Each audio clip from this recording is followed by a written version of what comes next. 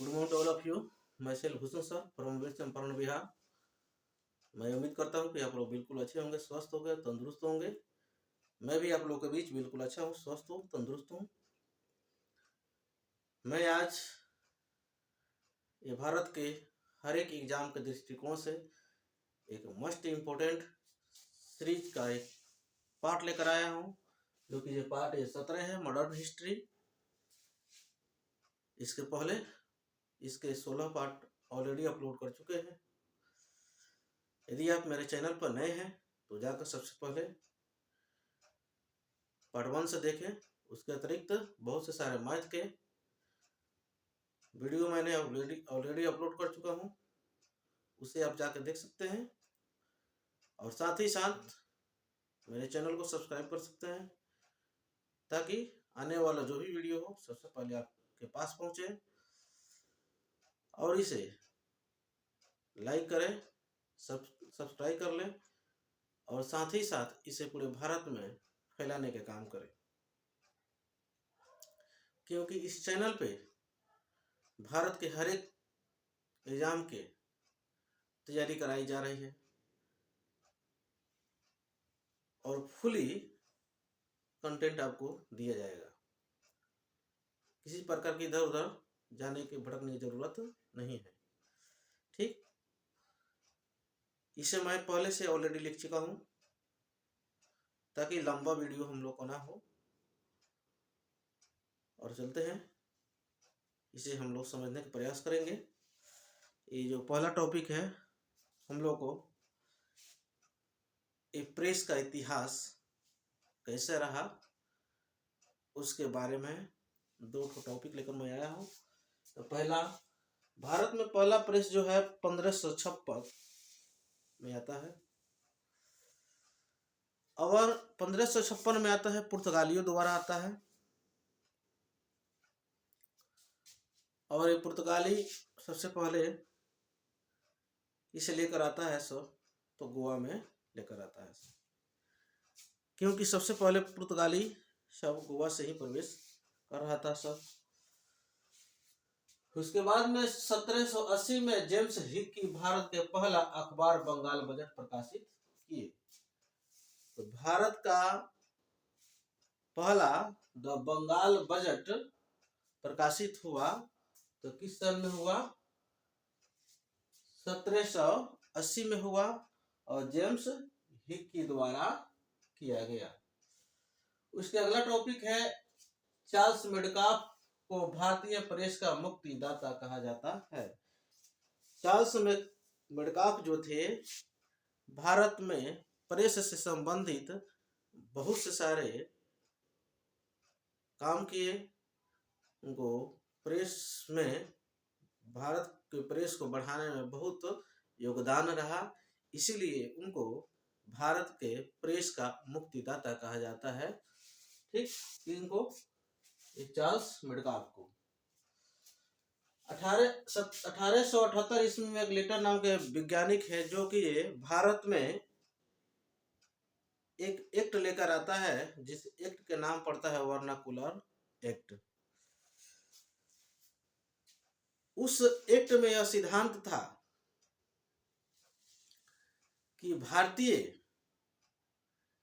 यदि भारतीय प्रेस जो भी है, कोई भी चीज प्रकाशित करना चाहता है भारतीय भाषाओं में, तो सबसे पहले हम सब अंग्रेज से परमिशन लेना पड़ेगा, दिखाना पड़ेगा और बताना पड़ेगा जब हम क्या छाप रहे हैं। क्योंकि अंग्रेज सब तो जानता था केवल अंग्रेजी भाषा, और भारत जो देश रहा है बहुभाषीय रहा है, तो इसीलिए वो सब बोला जो भाई क्या हो सकता है कहीं आप हमारे विरोधी में ही छाप रहे हो, अपने भाषा में हमको जानकारी नहीं हो, तो आप लोग को सबसे पहले हम लोग दिखाना पड़ेगा। और वो सब देखता था सब, और उन लोगों के पास ट्रांसलेटर रहता था, उसको इंग्लिश में ट्रांसलेट करके समझाता था। मैटर उन लोगों को पक्ष में रहता था अंग्रेज सब के, तो ठीक है छापिए, अगर विरोध में रहा तो उसको छापने नहीं देता था। अगर कोई बिना कहे हुए जो ये वर्नाकुलर एक्ट आया 1878 में, अगर इस के उल्लंघन करके कोई अगर अपने अखबार को प्रकाशित कर देता है, उस टॉपिक को प्रकाशित कर देता है, किसी भी टॉपिक को, तो वे सब उसके प्रेस को जब्त कर लेता था। ठीक,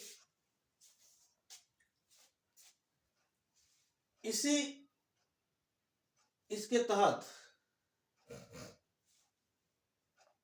एक व्यक्ति थे जिनका नाम था ईश्वर चंद्र विद्यासागर। इनके पत्रिका था सोमनाथ प्रकाश। उन पर क्या कर दिया गया? प्रतिबंध लगा दिया गया। ठीक, दो व्यक्ति थे जिनका नाम था शिशिर कुमार घोष तथा मोतीलाल घोष। वे लोग अपने पत्रिका बंगाली में निकालते थे। क्या चीज में निकालते थे? बंगाली भाषा में निकालते थे। लेकिन ये जो वर्नाकुलर एक्ट आया, उसके बाद से ये लोग अपना बंगाली पत्रिका को अंग्रेजी में बदल दिए। ठीक, उसके बाद से एक और प्रेस था जिसका नाम था पायनियर अखबार। जो पायनियर अखबार वाला था, ये वर्नाकुलर एक्ट का समर्थन किया। अब वर्नाकुलर एक्ट का समर्थन इसलिए किया क्योंकि वर्नाकुलर एक्ट चाहता था जो भी प्रेस हो भारत में अंग्रेजी में हो, ताकि हम लोग को जानने सुनने समझने में सही हो। और ये था भी अंग्रेजी में, ये अंग्रेजी में छापता भी था, इसलिए इसका समर्थन किया। जैसे कि जैसे मान लीजिए हम लोग भारत के हैं तो हम लोग को हिंदी जानने में कोई दिक्कत, बिहार के है, पश्चिमी चंपारण के है तो हम लोग को हिंदी जानने में कोई दिक्कत नहीं है, भोजपुरी जानने में कोई दिक्कत नहीं है। अगर कोई चीज आता है और हिंदी में रहता है और या भोजपुरी में रहता है तो हम लोग तो किसी प्रकार की दिक्कत नहीं होगा, तो हम लोग उसका समर्थन भी करेंगे। अगर मान लीजिए अगर दूसरी भाषा में आ गया, अंग्रेजी में आ गया, तो भारत के बहुत ऐसे जगह है जहाँ पर अंग्रेजी के बहुत अभाव है, तो वहाँ पर तो समस्या होगा, तो वहाँ के लोग तो विरोध करेंगे। जो अच्छा से जानते हैं हिंदी में ही आ गया तो उसका वो लोग क्या करेंगे? समर्थन करेंगे। उसी प्रकार ये पायनियर अखबार वाला जो वर्नाकुलर एक्ट का समर्थन करता है। ठीक, उसके बाद से अगला जो है ये जो लाया था लिटन, लेकिन इस वर्नाकुलर एक्ट को खत्म करता है रिपन को ही और महात्मा गांधी को ही सरोजिनी नायडू दो महात्मा बोली थी। क्योंकि ये जो रिपन जो था तो अंग्रेज, लेकिन भारत के लिए बहुत अच्छा काम करता था, भारत के लोगों के बारे में अच्छा सोचता था। ठीक, और यही जो है रिपन जो लिटन द्वारा लाया हुआ वर्नाकुलर एक्ट को खत्म करता है। ठीक, अगला टॉपिक हम लोग निकल कर आता है भारत में बने कारखाना अधिनियम। तो कारखाना अधिनियम के मतलब क्या होता है? जैसे भारत में बहुत से सारे कारखाना अंग्रेजों द्वारा लाया गया और उसमें यह रूल रखा गया है कि आपको इतना बज जाना है, इतना बज जाना है, आपको इतना सैलरी मिलेगा, ये सुख सुविधा मिलेगा। वही है हम लोग उसी के बारे में हम लोग पढ़ा कारखाना अधिनियम। तो पहला कारखाना अधिनियम जो है 1881 में आता है और ये आता है रिपन के समय। ठीक, और 1881 में आता है, रिपन के समय में आता है। इस समय अधिकतम काम करने का समय 9 घंटा रखा जाता है। कितने घंटा रखा जाता है? 9 घंटा रखा जाता है। और महीना में 4 दिन की छुट्टी दिया जाता है, जो कि ये वो छुट्टी आज भी बरकरार है। यानी महीना में 4 को संडे पड़ता ही है।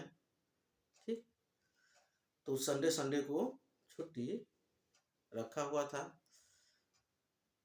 ठीक, 9 घंटा समय की अवधि था काम करने का। ठीक। अगला जो है दूसरा कारखाना अधिनियम 1891 में आता है। पहला 1818 था, जो कि ये डाउन के समय आता है। तो डाउन के समय आता है, इसमें समय का काम करने का अधिकतम समय 12 घंटा कर दिया जाता है। क्या कर दिया जाता है? सॉरी, 11 घंटा कर दिया जाता है। कितना घंटा कर दिया जाता है? दूसरा कारखाना अधिनियम में 11 घंटा कर देता है। लेकिन इसमें एक सुविधा दिया जाता है कि रात में महिलाओं को काम करने पर प्रतिबंध लगा दिया जाए। रात में कोई महिला काम नहीं करेगी, भले पुरुष 11 घंटा काम कर सकते हैं। ठीक, क्योंकि पहले जो था अंग्रेज सब का कारखाना था, अपना प्रोडक्शन निकालने के लिए दिन रात काम कराता था सब। चाहे महिला हो चाहे पुरुष हो, काम करते रहिए। ठीक है, तो उस चीज को बैन किया गया। तीसरा कारखाना अधिनियम जो है 1911 में आता है।